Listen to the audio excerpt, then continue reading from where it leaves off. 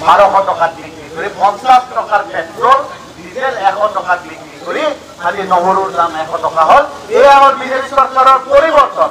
তেওঁলোকে আপোনালোকক অৰুণোদয়ৰ নামত সপোন দেখাই 1250 টকা কিছুমানক দিছে, দি কেনে বেলচাৰে তেওঁলোকে লৈ গৈছে। এতিয়াতো তেওঁলোকে পুনৰ ক্ষমতাত আহিলে জেচিবিয়ে লৈ যাব, আপোনালোকৰ ঘৰো উচ্ছেদ কৰিব। ইতিমধ্যে চিলিণ্ডাৰ সকলো ক্ষেত্ৰত যি মূল্য বৃদ্ধি হৈছে, আজি হাই মাতৃসকলক কেৱল তেওঁলোকে প্ৰলোভন দি কিন্তু তেওঁলোকে বাস্তৱত কিন্তু হাই মাতৃসকলৰ উত্তৰণ নহয়। মীৰাবাই দাদামৰীয়ানী অলপ আগতে কৈছিল, আজি অহা যিকোনো মহিলা এগৰাকী যদি মৃত্যু হয় হাড়ৰ ৰোগলৈ মৃত্যু হ'ব এই চৰকাৰখনে এনেকুৱা পৰিস্থিতি লৈ। সেইকাৰণে কৈছো অহা 7 তাৰিখে ঘাটি খোৱা জনগণৰ মাজত থাকি জনগণৰ হৈ বলিষ্ঠ কণ্ঠ এই মীৰা বৰঠাকুৰ বাইদেউক আপোনালোকে বিপুল ভোটত জয়লাভ কৰক।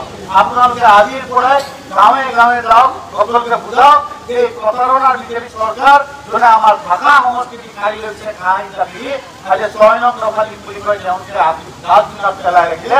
এনআৰচি শাসক সূৰ্য এনআৰচি প্ৰয়োগ নকৰি বিদেশী সমস্যাটো জীয়াই ৰাখিলে। তেওঁলোকে বিদেশী খেলিম বুলি পুনৰ বিদেশী আনিলে।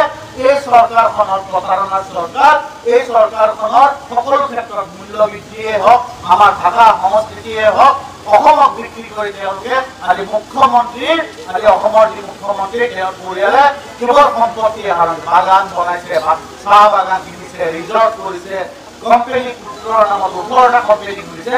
আজি ইয়াৰ প্ৰস্তুতৰ আমাৰ আই মাতৃসকলে দিব লাগিব। আপোনালোকে সকলোৱে ঘৰে ঘৰে যাওক আৰু সকলোকে বুজাওক যে কংগ্ৰেছ দল বিৰোধী ঐক্যৰ প্ৰাৰ্থী মীৰা বৰঠাকুৰ বাইদেউক কিয় ভোট দিব লাগে। আপোনালোকৰ ভৱিষ্যত প্ৰজন্মৰ সুৰক্ষাৰ কাৰণে, নহলে বিজেপি চৰকাৰে অহাবাৰ আপোনালোকৰ যি চিলিণ্ডাৰ বাইদেউ খুব ভাল কথা কৈছে, স্বাধীনতাৰ পিছৰ পৰা 2016 চনলৈকে চিলিণ্ডাৰৰ দাম হৈছে 450 টকা আৰু 2014 চনৰ পৰা এতিয়ালৈকে চিলিণ্ডাৰৰ দাম হৈছিল 1200। ইলেকশ্যন বুলি এতিয়া 1000 টকা কৰাইছে, ইলেকশ্যনৰ 5 মিনিটৰ দাম কমাইছে 1200 টকা কৰিছে। কাৰণ আপুনি ভাবক যি 70 বছৰে 400 টকা চিলিণ্ডাৰৰ দাম হ'ল গৈ গৈ গৈ শূন্যৰ পৰা এই বিজেপি চৰকাৰে 2016 চনৰ 14 চনৰ পৰা দিল্লীত ক্ষমতা পোৱাৰ পিছত এই 450 টকা চিলিণ্ডাৰ 1200 টকা। সকলো ক্ষেত্ৰত তেওঁলোকে যি ধৰণে মূল্য বৃদ্ধি কৰিছে ইয়াৰ প্ৰত্যুত্তৰ আপোনালোকে দিব লাগিব। অন্যথা কিন্তু আপোনালোকে 5000 টকা চিলিণ্ডাৰ কিনিবলৈ নিদিয়ে। সকলো চিলিণ্ডাৰে নহয়, সকলো বস্তুৰ মূল্য বৃদ্ধি হ'ব। সেইকাৰণে অহা 7 তাৰিখে আপোনালোকে গলে গলে গৈ মীৰা বৰঠাকুৰ বাইদেউক বিপুল ভোটত জয়লাভ কৰক। আমি নিশ্চিত যে আমি বিভিন্ন মানুহৰ লগত কথা পাতি বিভিন্ন ঠাইত ঘূৰি গম পাইছো মীৰা বৰঠাকুৰ বাইদেউৰ পক্ষত আছে।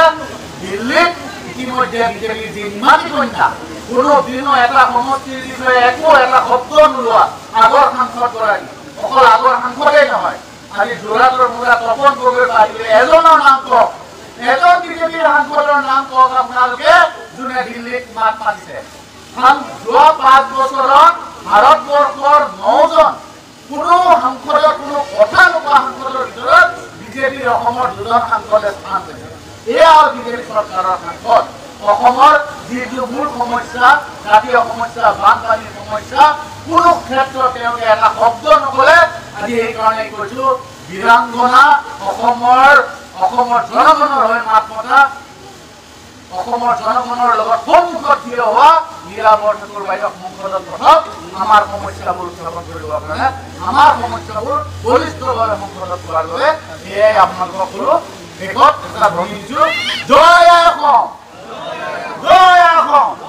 মীৰা বৰঠাকুৰ বাইদেউ জিকিবই, মীৰা বৰঠাকুৰ